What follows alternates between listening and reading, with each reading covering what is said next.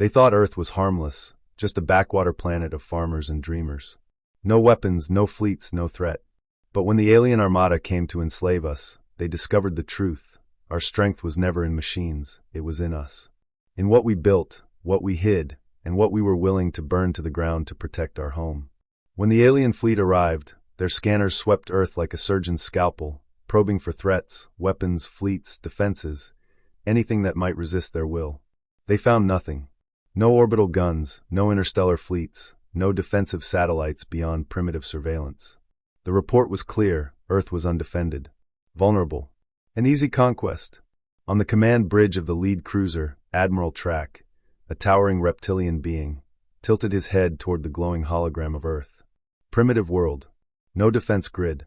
No plasma cannons. No mech regiments. Barely any orbital capacity.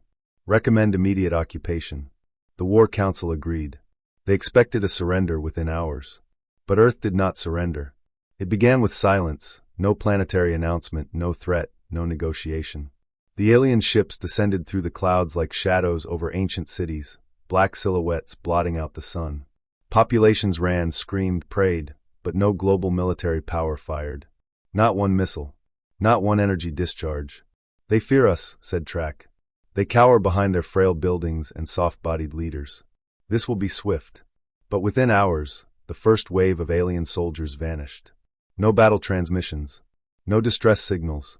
Only fragments of shredded armor, recovered from the forests of South America. When the second wave entered the Appalachian Mountains, they did not return either. Scanners caught something, motion blurs, heat signatures flaring, vanishing, like predators hunting in the mist. Track saw bodies dragged into ravines by things that moved on two legs, things that should not have been fast enough, strong enough, clever enough to dismantle soldiers bred for war. Yet, somehow they were. Reports trickled in from Europe, Asia, Africa. Aliens found their patrols ambushed by traps that seemed impossibly primitive yet devastatingly effective. They described sharpened metal stakes, pitfall trenches, fire-triggered explosives, and structures collapsing with mathematical precision. Entire platoons annihilated without direct combat. And then they saw one. A survivor's body cam caught a glimpse of the enemy, a human, bare-armed, scarred, eyes like tempered steel. He stood atop a fallen tree, primitive bow in hand, chest heaving as the night rain slicked his skin. No armor. No plasma rifle. Just sinew and rage. He loosed a fire-tipped arrow that struck a munitions pack, and the camera dissolved into static. Track replayed the footage. Again. Again. Something inside him twisted, not fear, not yet, but a realization. These creatures did not need advanced weapons. They were the weapons. By the third day, alien forces had lost 12,000 troops. Not to artillery, not to tanks, but to human hands. The invasion shifted. Armored battalions moved into the Amazon jungle, where drones showed soldiers disappearing one by one under the canopy. A scout ship sent to investigate discovered crude rope bridges strung high between trees, and the broken helmets of alien infantry dangling like hunting trophies. In Siberia, an armored walker was found gutted, its plating peeled back by controlled thermite burns. Its pilot's body lay slumped forward, eyes frozen wide in terror, throat slit with surgical precision. Carved into the walker's metal hull were words in an ancient earth tongue.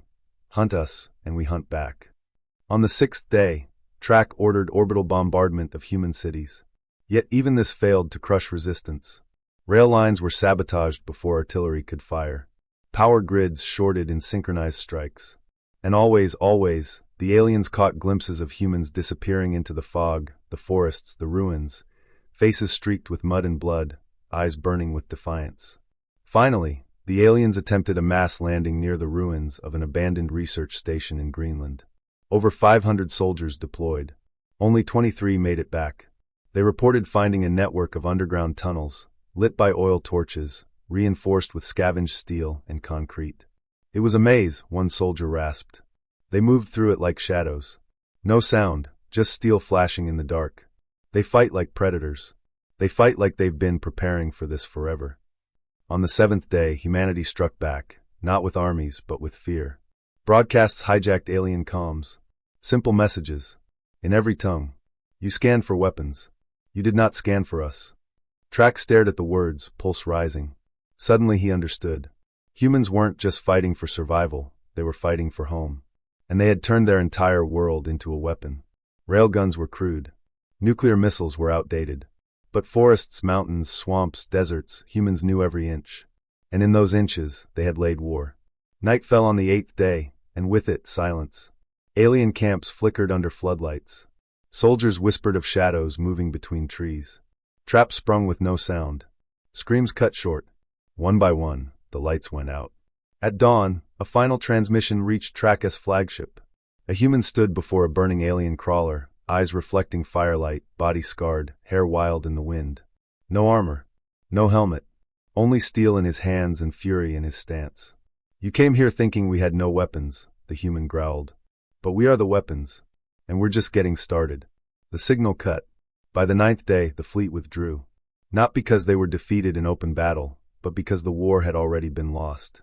They had underestimated not Earth's technology, but Earth's will.